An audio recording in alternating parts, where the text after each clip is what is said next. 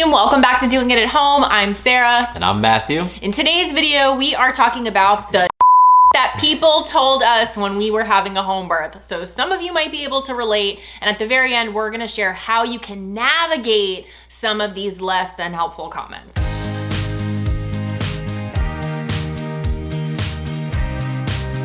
Before we jump in, be sure to hit that subscribe button, turn on notifications, give us a thumbs up, and if you feel inspired, you can leave us a comment down below. Okay, so before we get started, I just need to get something off my chest. Yes, I stole your shirt and I am wearing it, and I do not understand how men button their shirts. I do not understand. Why? Because the buttons are They're reversed? different, they're opposite, so it feels so foreign and weird, but I like it. I didn't even realize you were wearing my shirt. I know. Okay, it looks good on you. Oh, actually, I'm wearing your hat. You are wearing my hat. It says mama on it. You are not a mama, sir. I just like the way this hat looks and it's a good fits. hat. And if there was one that says Papa, I'm down, but this is Sarah's hat. All right, Bivens. So I'm gonna say poop that people said to us because I don't wanna have to bleep myself every time I edit this video. Poop that people said to us when we were planning for our home birth. Yeah. We have a nifty list, which I will refer to from the Doing It at Home book. Doing It at Home, your guide to creating a confident and magical home birth experience. And we cover these types of comments in chapter 2, Stigma, the elephant in the birth room. That chapter is all about helping you to just get comfortable with your choice and recognizing that, you know, for a lot of people, home birth is something that makes them feel uncomfortable. But if you're choosing home birth, you know, you want to be able to navigate it in a powerful way. And we talked about the stuff, the poop that people said to us, because let me tell you, people said some wild things. Some stuff. Everybody from, you know, really close family and friends to complete strangers. Oh, yeah. Had a lot of interesting things to say. So that's what we're going to get into. Yeah, and so some of you might be able to relate. You've probably heard some of these things exactly, or maybe you might in the future. And so we just share them to put it out there. You know, it can be part of the experience sometimes. And so how can you feel equipped to deal with it? Yeah. Because those comments may not stop. You might not be able to stop those. You can't control those, but you can control how you move through it. But we're going to get into that in a little bit. Yes. Let's read the list for fun. Let's do it. Are you crazy? Plain and simple. I mean, I guess. What can you say to that? What do you say to that? Yes, I would just say yes, emphatically. Yeah, right? And I might have done that when someone said that. It's an interesting thing. If someone says, "Are you crazy?" I mean, how are you supposed to respond to that and just stay in your, you know, peaceful, centered space? Like that's a question that like elicits a very defensive response, you know? Mm-hmm. So I don't understand why you do this. So that could be the like, I just don't get it. Doesn't make sense to me. You know what? It doesn't have to make sense to you. Yeah, it's okay. It makes sense to me, and that's why I'm the one doing it. Yeah. But appreciate ya. You're going to feel different once those contractions start. Oh, you know what? There's something. Change your mind. I'm not somebody who's ever going to go through contractions, but for a person to like put their fear and their experience on another soon-to-be mom, like that's just, I don't know, it feels a little triggering to me. Like it makes me want to really defend you. Hearing stuff like that. Right. Well, I was told this exactly verbatim. This is not one I made up or pulled from other people's experiences. That was straight up someone I know very well and have known my whole life. And this someone had experienced contractions in their own birth and then got an epidural. So how I kind of, you say triggering, that kind of frustrated me because it's like, then you chose to not feel them anymore. And so yeah. I had to take a few steps back on that one and just have compassion and see that it was just coming somewhere out of concern for me, and I get it, and that, you know. And it's interesting because not helpful. You know, we've interviewed hundreds of families and heard hundreds of stories, and contractions feel different for everyone. Everyone, yeah. And that's one of the biggest things that I've learned from, you know, being involved in all those stories is that even a mom who has multiple kids, you know, all those different birth experiences are so different. Mm-hmm. Some are more uncomfortable than others, and some contractions are, you know, it's you can kind of get into the flow of it a little bit easier than others. And so for a statement like that, it's interesting. Home birth is so unsafe.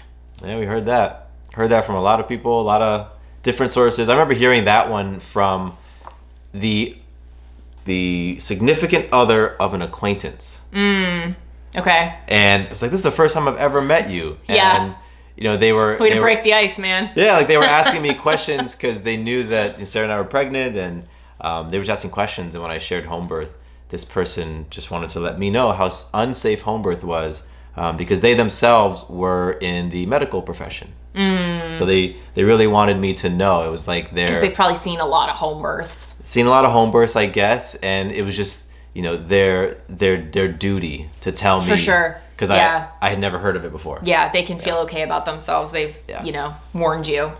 This goes along those lines. You're putting yourself and your baby at risk. Yep. Well, risk is relative, and every life experience has inherent risk, and every birth has inherent risk. And I believe what I've seen as a pattern in those who choose home birth is that they have weighed those risks, and they've looked into all those risks and made their choice out of that. But that's not what people who say that think about. No. That we've taken the time to do that, but that's fine. We have modern medicine for a reason. Oh, we heard that one. Epidurals are there for a reason and things like that. Yeah, I mean, modern medicine is great when needed. It's not always needed. And if you're choosing a home birth, that means you don't need it. That means you are lower risk. That means you've weighed your options and it's not needed. So. And it means you don't want it. Right. Too. Like, there's something to be said about wanting to experience to have the fullness of an experience. Yeah. You know, and just wanting to go through all of the different aspects of an experience. And so it's like, yes, modern medicine exists, and that's wonderful for the people who want to go that route. Yeah. But I remember that statement being made with a lot of judgment for choosing a route that wasn't the modern medicine route. It's like there was such a hint of judgment in there that you could just feel. Yeah. Along the similar lines, no drugs? Yeah. Question mark, exclamation point. Like, wait, no drugs? How? Why? Yeah. Like, you're one of those people who thinks they can do it with no drugs? Mm-hmm. Yeah. You're being selfish. You need to think about more than yourself. Again, a verbatim line ripped right from the life of a one Sarah Bivens. It was said directly to my face that I was being very selfish and it was not about me, and I needed to think about others in the situation. And you know, for me, that just speaks to a person's level of understanding. You know, I mean, I would have said something. I could see myself years ago, before I knew anything about home birth and before I had a very skewed, very judgmental perspective on home birth, I might agree with a statement like that. But as I got educated, as I understand that, wow, home birth is a fantastic option for low-risk mothers who want to have that experience, then I absolutely would never say something like that. But, you know, I can put myself in the shoes of that individual. And like you said before, like you know that it can come from a place of love. It's just laced with so much judgment. Yeah. And you know what I mean? It's like, it's hard to remember that, okay, this person does love me, even though what they're saying doesn't feel like that. Yeah, what you gonna do? What if something goes wrong? That's probably one of the gosh. top things, actually, that come up. What if, and then blank anything, but like, what if something goes wrong? What if something happens? What if there's an emergency? And again, to that, I was asked that as well at my baby shower. So take that. That's a fun do baby. with it what you will. Yeah, It was a game, actually. baby shower activity. It's lets everyone. No, it wasn't a game. I would have walked out of that. But what if something goes wrong? Again, that's coming from an assumptive. Is that a word?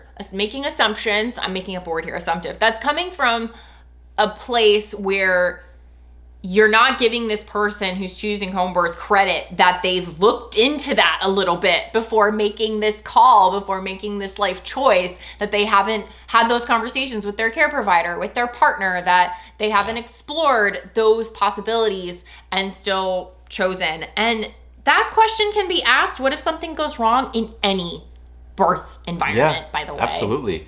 And in any birth environment, you're going to come up with contingency plans. Yep. If this happens, okay, here's plan A, ideal scenario.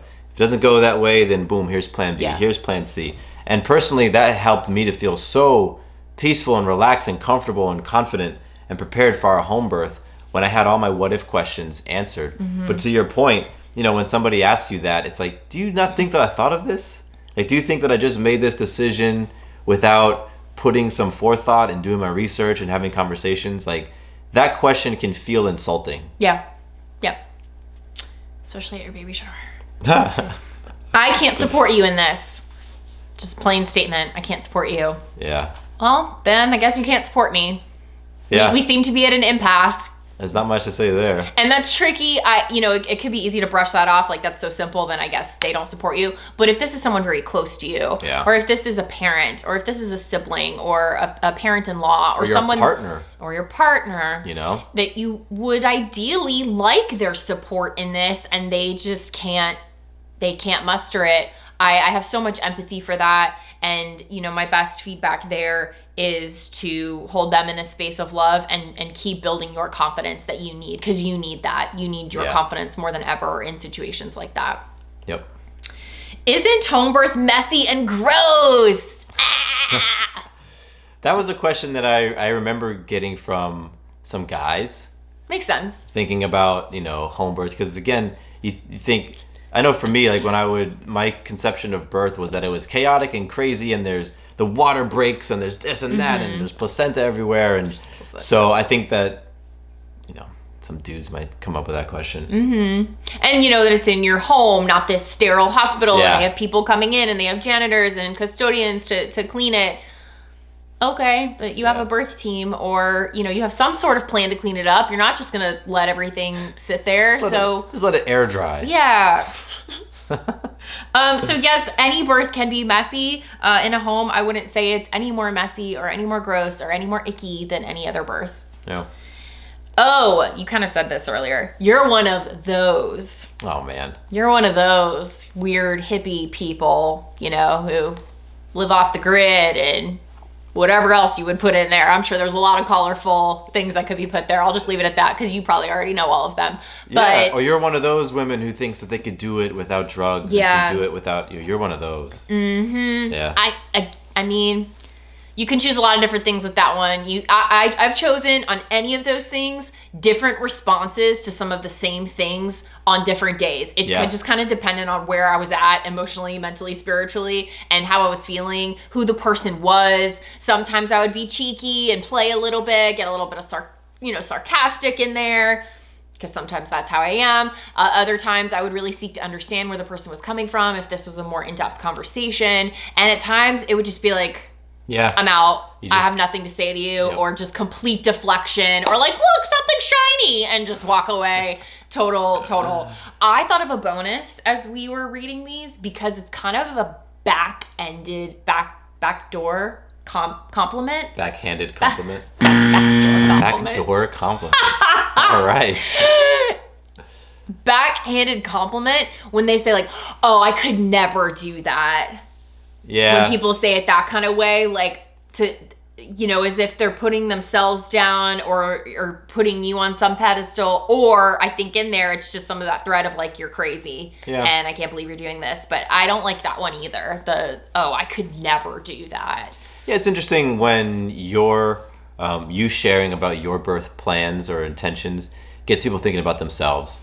You know, and like, happens. Yeah, it's like whatever their level of comfort is with the choices that they made or the outcome of their birth, you know, I think that drives how a person chooses to respond.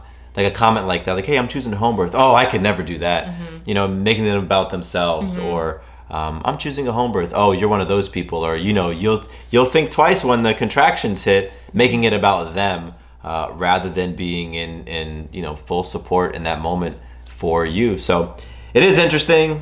You know, once again, we have all these questions laid out in the book. You can grab it on Amazon. There's links below. Mm-hmm. And so now, do you want to talk about definitely our recommendation for how to handle this stuff? Because again, we went through it. We've talked to so many families who've gone through it. And as life coaches, I mean, one of the things that we teach is being able to be peaceful, centered, and powerful in the midst of circumstances. And getting some crazy comments from people is definitely a circumstance, and it doesn't have to rock you. It doesn't have to throw you off, doesn't have to ruin your day when somebody comes and drops a bunch of fear and judgment on you. So, love, what's one way that you would recommend handling that? Well, I would put it all in the title of protect your bubble. The bubble is something that we learned from Hypno Babies as we did our self-guided education there. And the bubble is just the space energetically that you put around yourself and your partner in preparation for your birth and then in the birth itself. So protect your bubble could look like a lot of different things because we have different personalities. And like we said, it might land differently on a certain day at a certain time. So protecting your bubble could look like any of the following options. Walking away.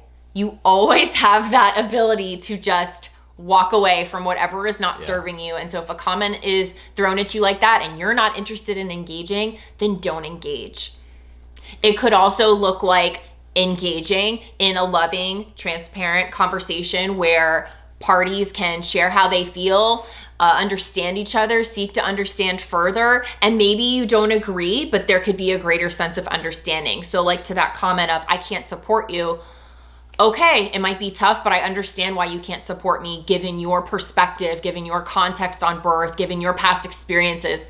I get it why you wouldn't support this decision. I'm still choosing it. I still love you. Yeah. That's another option.